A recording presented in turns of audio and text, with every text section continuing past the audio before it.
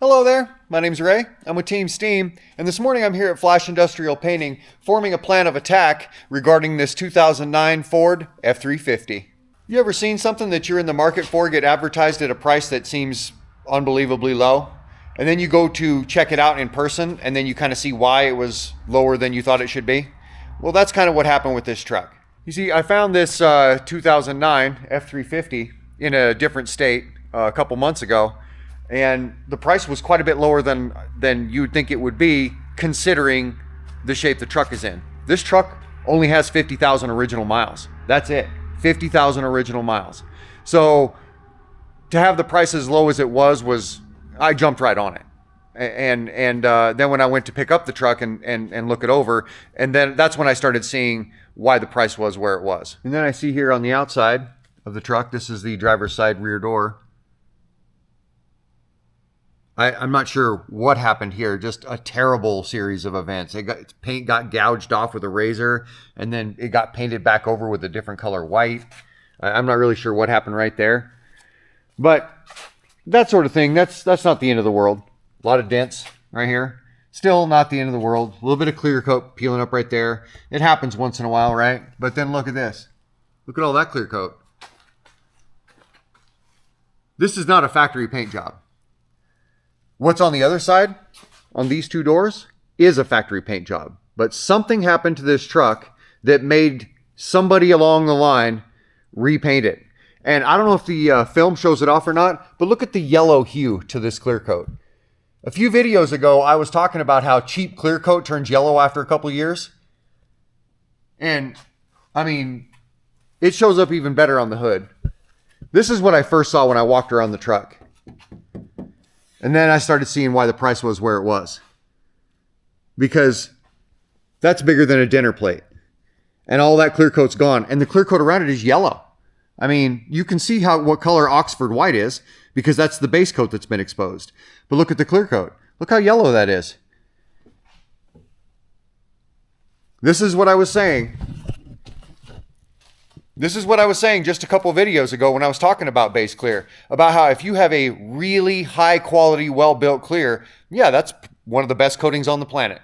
But almost none of them are. You know, 49 out of 50 of them at least are just cheap clear coats. And they're easy to get. You can buy them anywhere. You can get them off, anywhere. Amazon, Walmart, wherever. You can get them shipped right to your house. And with a price that reasonable, a lot of people are spraying that stuff and have been for years. And this is the result. It comes right off. It's yellow. I mean, what's the point? If they'd have painted that in single stage, it wouldn't even be to the point in its lifetime where it would need buffed for another 12 to 16 years. So I mean, and here's this, and now I got to deal with it. But that's how I got the truck so cheap, so I'm not complaining. I picked up the truck cheap because the people selling it knew darn well that it was going to need to go to a paint shop, and they know what that costs. And once you go and add that to the value of the truck, now all of a sudden, it's not worth it. Now all of a sudden, we're far above what the truck is worth because that's how much it costs to get a truck painted. But since I happen to have a paint shop and I happen to know a guy that paints, for me, getting vehicles like this or hailed out vehicles isn't as big a deal. I'm the only one in the shop. Everybody's gone for the weekend. It's a Thursday and everybody's gone until Monday. And I'm going to take that time to get all this clear coat, the bad clear coat that somebody applied. Again, these two doors right here are bone stock. They've never been messed with. They've never been painted on. So they're holding up just like you'd think they would. They look like a door that would be on a 2009 Ford. Perfectly fine. But this fender, the hood, this fender on the other side, and then the driver's door and the door right behind it have all been repainted badly, of course. And that's what I'm going to focus my time on. I'm going to repaint the entire truck, but I'm going to focus a lot of my time and effort on getting this clear coat off of here so we don't have that peeling up under my paint. We got to get all this off here. First thing I'm going to do is I'm going to pull this outside, get my hot pressure washer on it, see what I can get to come off. I have no idea how that's going to go, but we'll see what we can get to come off this truck, and then I can make my decisions from there.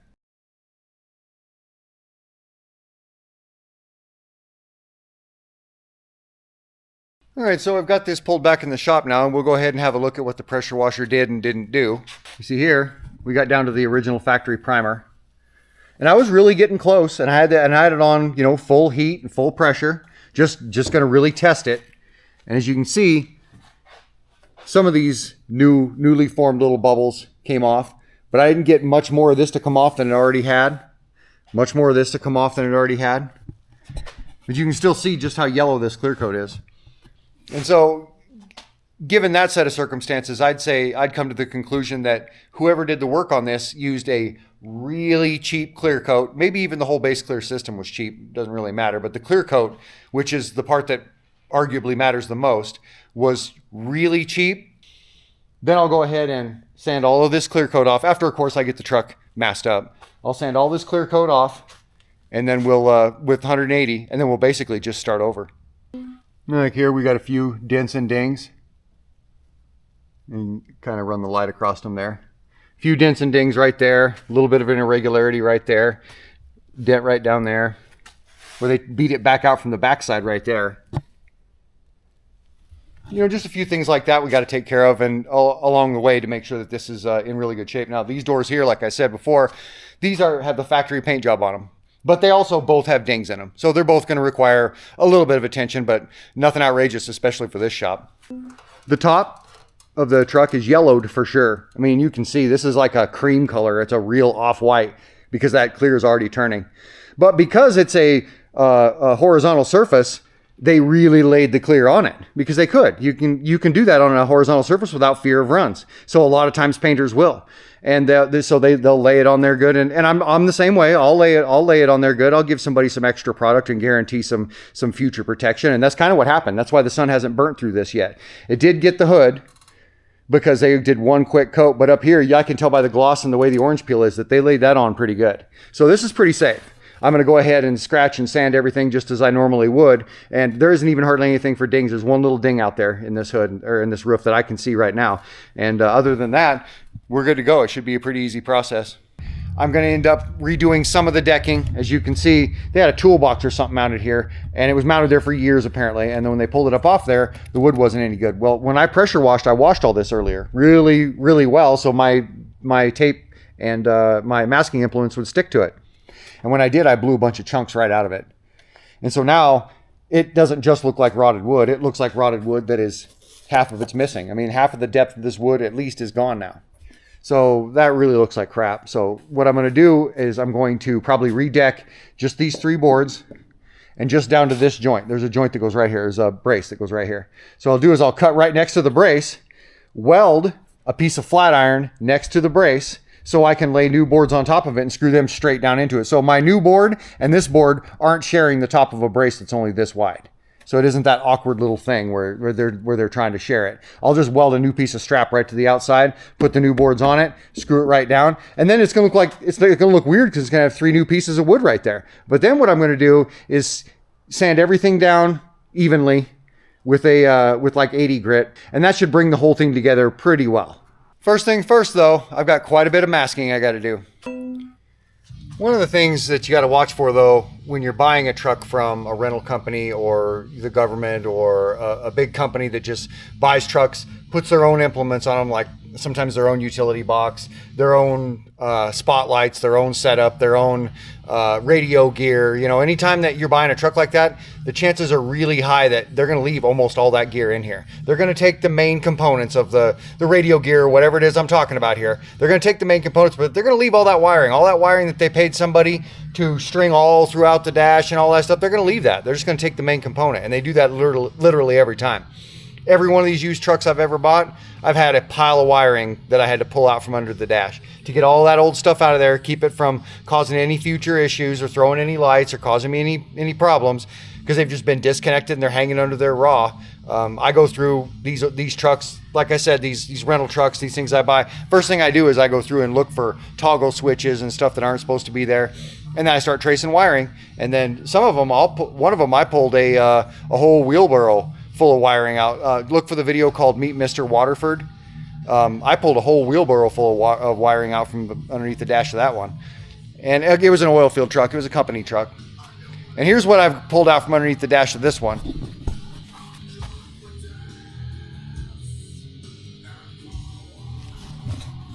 quite a bit of wiring. Not bad for one of these. That's actually fairly minimal, but it's quite a bit of wiring that didn't need to be there that I dug out from underneath this area.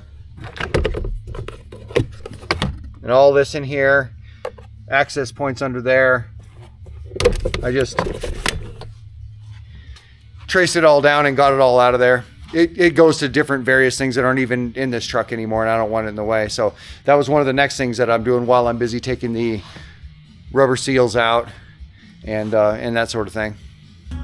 All right, I got the wood all torn out of this spot like I wanted to, and it came out in pieces. They never come out easy when you're dealing with something like this. There's nothing to get a hold of, and it would just break off if you did. So you basically have to chew it out of there in between all these lags. I'll just be cutting these off with a cutting wheel.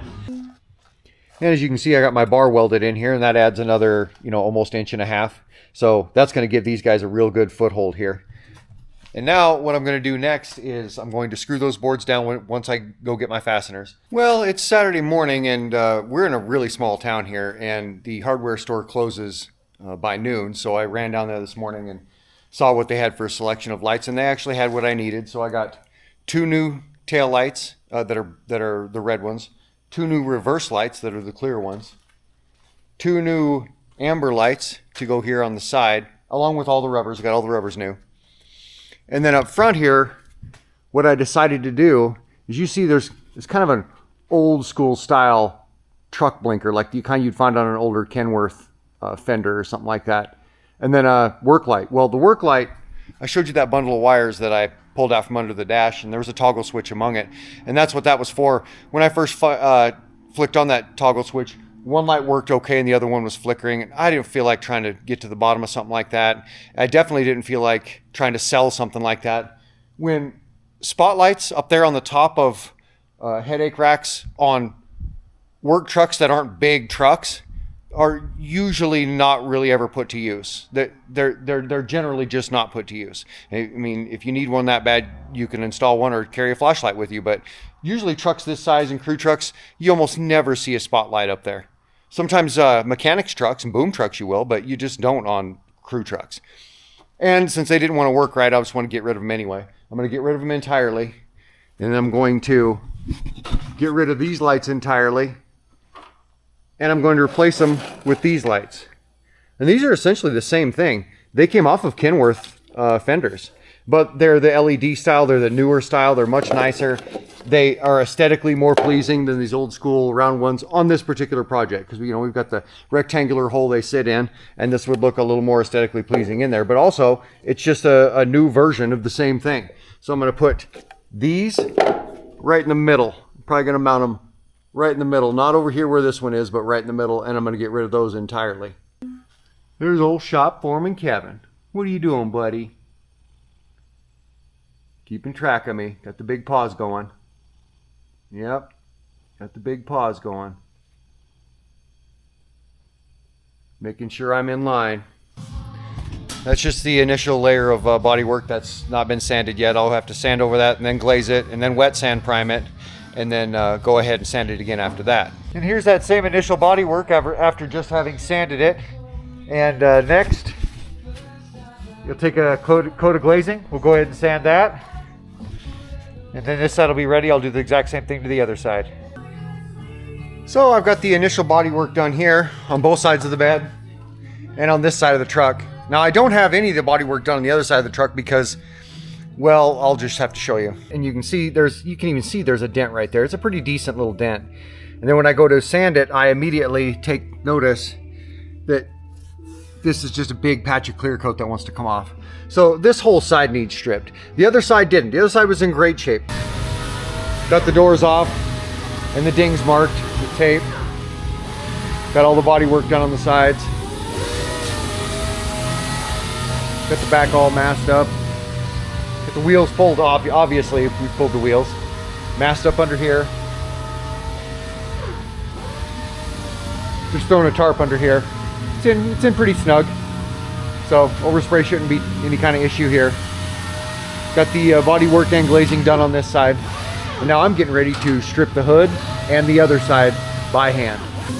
And right here on the driver's side door, you can see what I'm talking about. This is what I consider finished. This is ready. This gives me 100% guarantee that that clear coat is gone, because we've gotten down to the base coat and through the base coat to the point where we can easily see the black primer underneath. Even this, from here over, is done.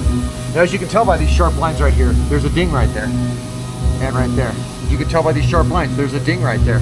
You have to have the right amount of pressure, because if you put a ton of pressure in the middle of one of these doors, the door, or a panel like a door, will sink in. And now you're not technically sanding evenly when you consider that you're sanding at the bottom of a dish all the time. That's not a good way to keep it even. So you got to keep light to medium pressure and keep your sandpaper sharp, and use 80 grit of all things to just break that up really well. That's 100% guarantee there's no clear left anywhere in this patch because of how close I got close enough to see through the base. That means the clear is for sure gone. And that's what we have to do. Same with up here, all the way along. As you can see, maybe you can't see, right there, look in the light. There's a spot where it just came up and they just kind of filled it in with a brush. So even back to here is done, but this isn't quite done yet. I want all of this, as you can see, to look like this and like this. That way I know when I tape on that line that on put together day I won't be pulling up their old clear. So we got Brent up there. He's stripping the hood, doing the same thing that I'm telling you to do right now, that we're doing right now. And I'm stripping both of these doors all the way up to the top. You can see clear peeling up there. So we'll be stripping the doors in this sort of fashion all the way from the bottom to the top here this afternoon. And it's taking all afternoon. It is very labor intensive and very tedious. All right, well, it's looking like we've got everything sanded and scratched. Working on fixing some of the masking, getting the last few last minute little details. And as you can see, brought the hood down a long ways. Same with the side here. It's the only way I can be 100% assured that all traces of that clear coat are gone, is by getting down to where I can see the black primer. So every place where you can still see white, it's actually very thin. You can see through it. I've made it all translucent. The hood, all of it is see-through. That guarantees me that all that faulty clear coat is gone. And now I've done all the body work. You can't really see it because I did it in blue, but all the body work's done. And now I'm getting ready to go ahead and wet sand prime everything.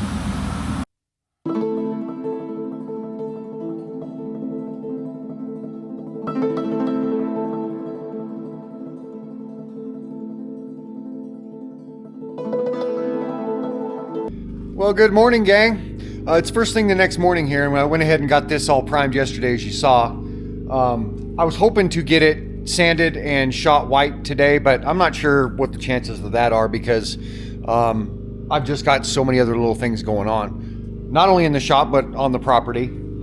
And last night, after I got this primed, I went ahead and put some stripper on this stuff, and as you can see, it's getting it loosened up in a couple spots. But after sitting all night, it's only gotten it loosened up in a couple spots. Some of these spots are still, I mean, they've soaked it up and become dry again. And that stuff is hard as a stone. And this particular stripper I've used for years, but it seems to get weaker and worse and more useless literally every time I use it. Yes, they made that big change right there, like everybody else did. You can't buy this stuff anymore. You can't buy that methylene chloride formula anything anymore. And those were the paint strippers that used to go straight to work and do a good job. Now we've just got these gels that are, I mean, they're useless. You could just about have them on your cereal. They're so harmless. And this one's just getting worse. I mean, I'm just about done spending. This is $50 a gallon, and it does almost no good except for stink your shop up. So I'm hoping to find a better paint stripper, but I think basically the whole country's looking for a better paint stripper that a person can actually buy that actually works.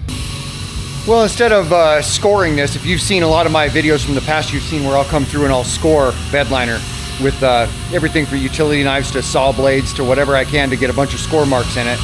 And then I'll reapply that stripper and then let it sit again. But I just don't have the time. Not to mention this stuff, it isn't like it's really thick rubber that is starting to soften. The surface looks slimy, But that stuff is rock hard. When you scrape with your fingernail, it's like you're scraping a piece of granite right up off the ground. So that stuff's way too hard. It's another one of those Canadian coatings that's meant to last a lifetime. So it's great when you buy one and you're on the other side of it, right? When you're on the green grass side of it. But when you're on the other side of it trying to remove some of the stuff that those guys put on, wow, they do a good job up there. Anyway, what I ended up doing was I ended up taking this air hammer, one of my mini air hammers. I put that tip on it and I put it down here and ran it along here, and that's how I got it all to come up. And that's the only way I could. And you can see it came up in like a granule type form. So it is almost like a rock. Oh, there's probably a lot of rock in this mix. But yeah, here's what I did.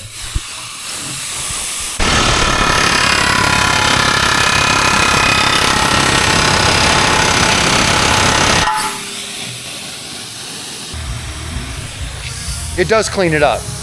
But this isn't a trick you can try on a regular mechanics utility bed or something with the thinner metal doors and the thinner steel on everything. This has to be on thick steel. This has to be on, 1/8 inch or thicker steel. Because if you go trying this like on a mechanics bed or something like that, you are going to absolutely deform the steel everywhere. Everywhere you touch, you're going to deform the steel. You're going to have so much body work to do, it is not going to be worth it. So this is a solution, but it's only a solution for heavy metal. Well, all right, gang, it's prime time. Went ahead and got everything sanded. Everything's been gone over. All the body work's been done. The scratching's been done. It's all been blown off. This guy is 100% ready to go. We've got the doors all ready to go. Got that brace all ready to go. Got this piece of angle iron all ready to go. And that piece of angle iron is a custom piece that I made to duplicate this piece right here. This piece is aluminum, and that's what's stock to this bed. And on the other side, this got stripped clean off. Something just stripped it clean off and damaged the door. So I built one here out of steel, same exact dimensions. I primed the underside of it so it can sit on that side while I paint everything else. And then after we go ahead and paint everything white here today, I'll just mount it there because that's where it mounts, those 3 holes. I'll just mount it there tomorrow and it'll have paint and primer in between it so it won't sit and rust in between. Got the wheels ready to go. As you can see, they're not just sat down here, they've actually been fully prepped.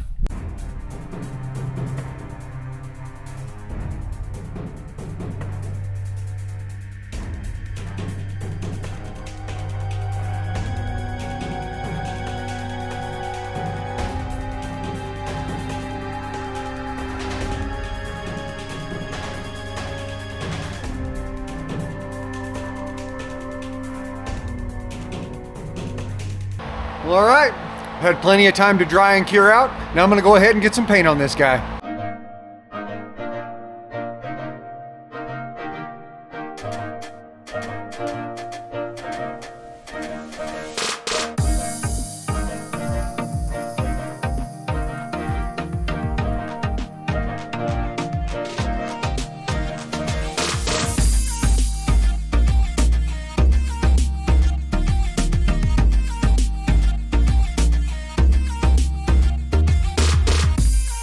Well, okay, that went pretty quick. Here it is first thing the next morning. This had all yesterday afternoon and all last night to sit and cure. The first thing I'm going to do is just lay out where the undercoat is going to go, pure and simple, and then figure out what I might or might not do for flourishes at that point. Now I've got my vinyl all run, as you can see. Now right down in here, I've just decided to put this little barb. So everything from here down is going to be undercoater, and this little barb here is going to be white, along with that little inner stripe. And I went ahead and ran it back here as well. And across the doors, I put the doors back on to run the stripe and then removed the doors again so I can go ahead and do all my correct undercoating on the inside and the outside of the door, the inside of the toolbox, all that stuff without any kind of hindrance. So I'll do my masking from there and I'll finish it up from there. As you can see, I've come around the corner here. I've even gone around the details.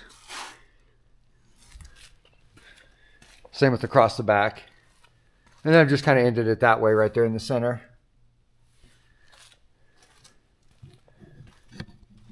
And then I've gone right around here with another one. Different color tape, but it's still just vinyl 1/4 inch fine line. I have a couple different colors from a couple different brands. So this will all be undercoater. This will all be undercoater.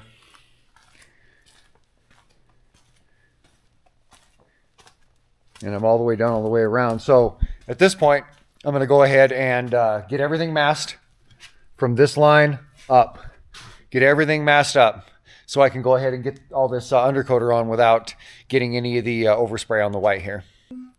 So here it is, all ready for its second coating, the Bed Sheet Express. Now, I wouldn't recommend bed sheets alone for any kind of masking project that involves the whole entire auto body process. But in this particular case, because of the particular coating I'm shooting and the fact that I'm the one shooting it, and the only reason I say that is because I know what I intend to do. I'm not setting this up for some other painter and hope that they take a certain course of action so they don't kind of spoil what we've got going on here. I already know what I'm going to do. I'm going to be using a narrow spray pattern, which actually works a little bit better for this rubberized coating rather than a big wide foot wide spray pattern. I'd rather get down around 4 inches or so. And that means I can easily just stay on the paper. I don't have to worry about hitting any of that up there. Same with this side. And then I threw a sheet over this side and then a separate sheet over this side of this, and then just tied it in there on both sides.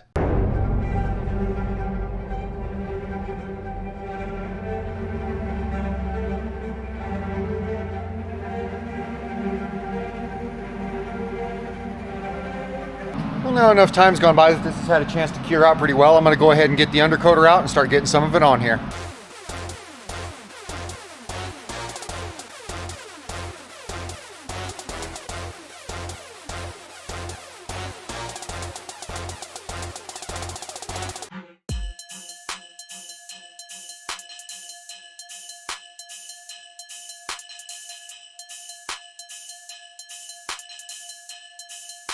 Well, all right. At this point, it's been a couple hours, and that's really all you need to give this stuff. It might be water-based, and it might go on real thick, but it dries remarkably fast, where it feels as though it's dry.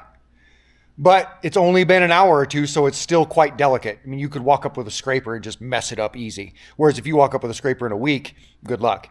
And so what I'll do is, while it's still this early, just only an hour or so old, I'll unmask it now because if my masking bleeds through in any spot, because it is water-based, it likes to travel up behind tape a lot more efficiently somehow than most other automotive coatings. For whatever reason, that water gets right up behind tape. So it's not uncommon for it to bleed out. You'll find a little spot right there, or a little spot right there, or somewhere behind the masking. You know, that's not uncommon. But because it's water-based and because it's still so young, you can just get in there with water on a rag, or even sometimes just your fingernail, and just flick it right off the paint without harming the paint at all. And the paint looks just like it should, and it's taken care of because it didn't have a chance to sit there and cure out and get super hard. So that's why I'm back in here after only an hour or so to unmask this and continue with this project. This is something I would never do with paint. Even if it is dry in an hour, you don't dare come mess with it. So, but it's different with this coating, and that's why I'm here.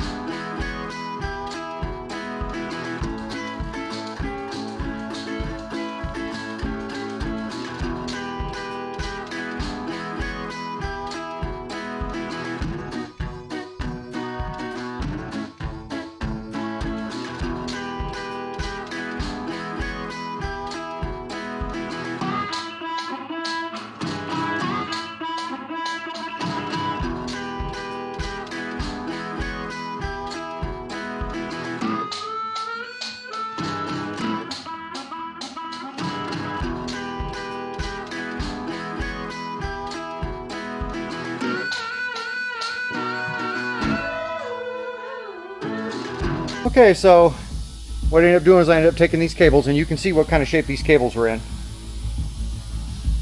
I mean, it's got the rubber missing on it. I mean, it's had it.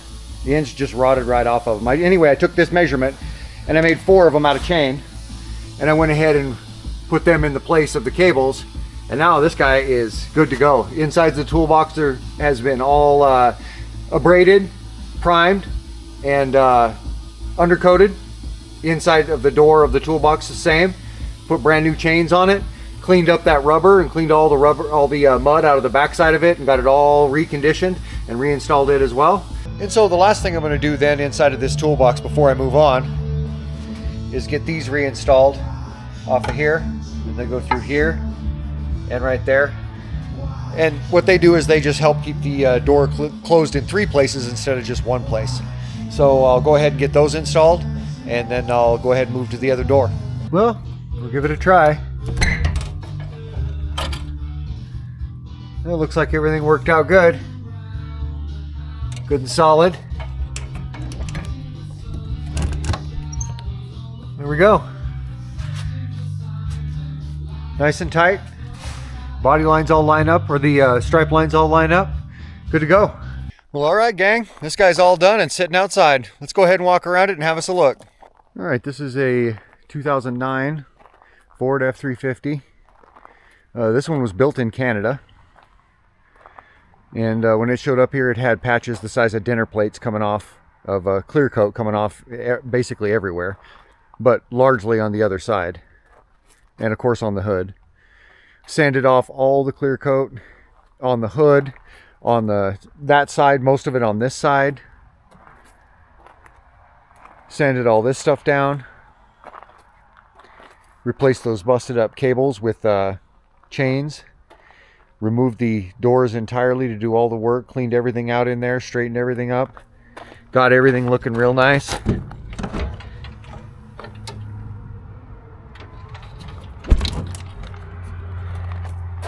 And working just fine.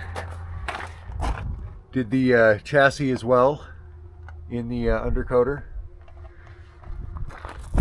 Shot the wheels in black. Replaced these 3 bolts that were sticking up with 4 that are countersunk, that are now countersunk and sit down in there. Replaced those weird looking oval lights with some nice Kenworth blinkers and marker lights. Replaced every one of these lights. All that stuff works now. I've already tested it. Again, all the details. Got the chassis. Same with the inside of this toolbox.